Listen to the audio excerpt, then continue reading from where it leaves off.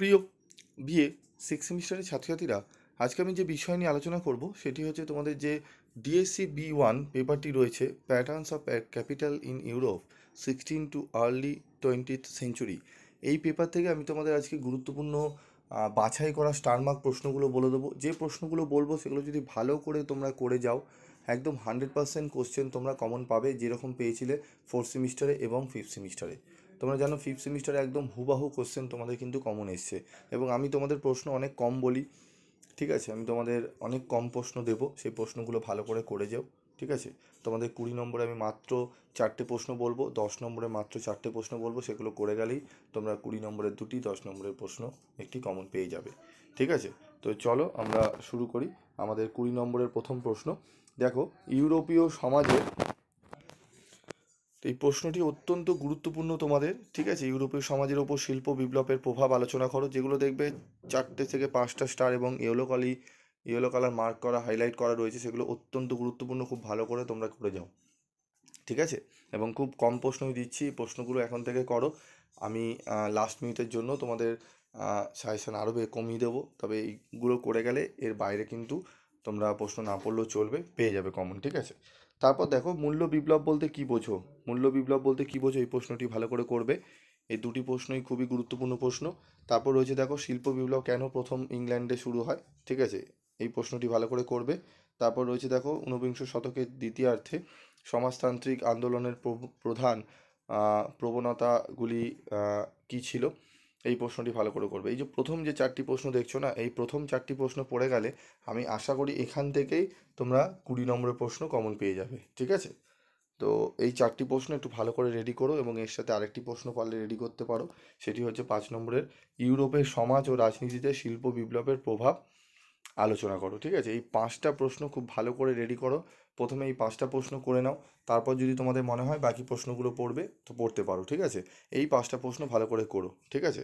আরও প্রশ্ন রয়েছে, সেগুলো আমি বলবো, তবে এই 5টা প্রশ্ন তোমরা ভালো করে গেলে আশা করি তোমরা এখান থেকে প্রশ্ন কিন্তু কমন পেয়ে যাবে, ঠিক আছে? তারপর আরেকটি প্রশ্ন রয়েছে, দেখো, বাণিজ্যিক পুঁজিবাদের বৈশিষ্ট্যগুলি আলোচনা করো। এই বাণিজ্যিক পুঁজিবাদের বৈশিষ্ট্য খুবই ইম্পর্টেন্ট, তবে আমি তোমাদের কি বললাম, ইউলোকালি হাইলাইট করা প্রশ্নগুলো ভিভিআই প্রশ্ন আসার সম্ভাবনা 99%, ঠিক আছে? তবে এই প্রশ্নটিও 6-এর দাগে যে 3টে স্টার দিয়েছি, এই প্রশ্নটিও গুরুত্বপূর্ণ, তবে ততটা নয় যতটা প্রথম 5টা যে প্রশ্ন রয়েছে, ঠিক আছে? এই 6টি প্রশ্ন যদি পড়ে নিতে পারো খুবই ভালো হয়। এই 6টি প্রশ্ন খুব ভালো করে তোমরা রেডি করে নিও, আশা করি তোমরা অনেকটাই উপকৃত হবে। এর সাথে কিছু এক্সট্রা প্রশ্ন রয়েছে, এবং এক্সট্রা প্রশ্ন আরও অনেক আমি পিডিএফে দিয়ে রেখেছি। যারা স্টাডি মেটেরিয়াল সংগ্রহ করেছো তারা আশা করি পড়ে নিয়েছো, এবং উত্তরের কোয়ালিটিও তোমরা জানো, অত্যন্ত সোজা সরল ভাষায় যতটা দরকার ততটুকু আমি দিয়েছি।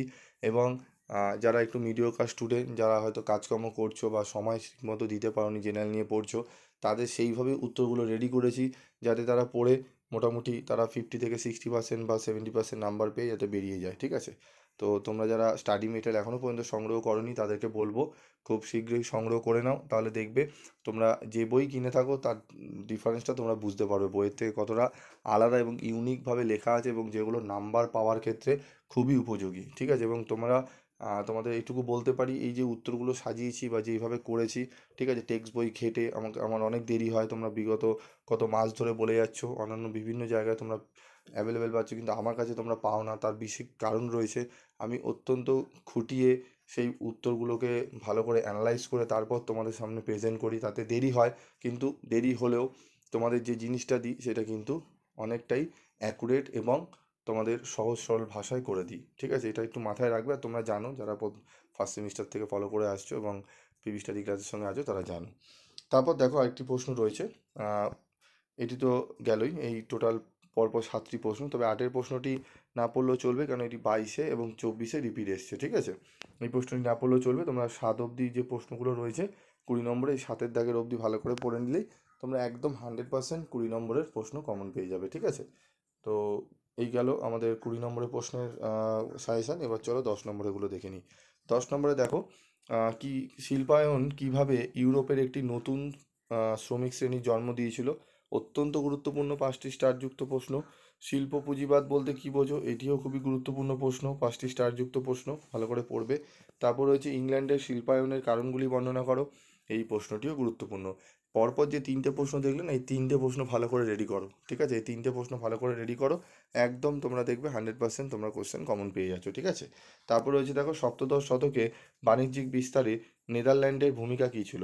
সপ্তদশ শতকে বাণিজ্যিক বিস্তারে নেদারল্যান্ডের ভূমিকা কী ছিল? এই প্রশ্নটিও গুরুত্বপূর্ণ। এর সাথে আরও একটি প্রশ্ন রয়েছে, ইংল্যান্ডের শিল্প বিপ্লব কেন প্রথম শুরু হয়েছে? 20 নম্বরের প্রশ্নে রয়েছে, এটি আমি এখানেও রেখেছি, ঠিক আছে?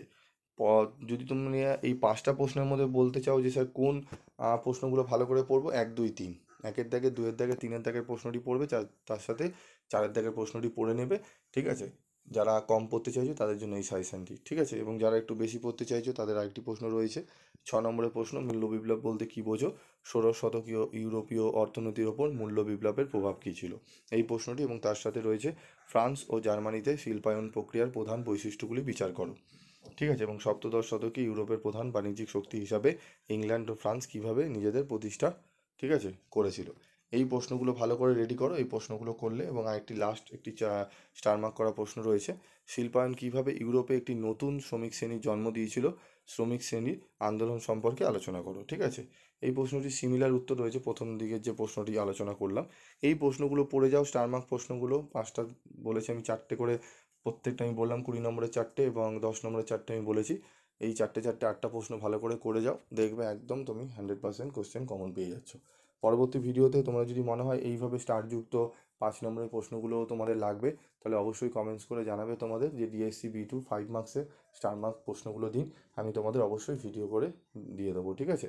এবং তোমাদের যারা স্টাডি মেটেরিয়াল সংগ্রহ করতে চাও, স্ক্রিনে দেওয়া নাম্বার রয়েছে 7278981430। আবারও বলছি 7278981430, এই নাম্বারে যোগাযোগ করে তোমরা স্টাডি মেটেরিয়াল সংগ্রহ করে নিতে পারো। ডিএসসির সমস্ত পেপারেরই নোটস তোমরা পেয়ে যাবে, ঠিক আছে? ইতিহাসে, history, DSC B1, DSC B2, সেক B1 B2 পেয়ে যাবে তোমরা।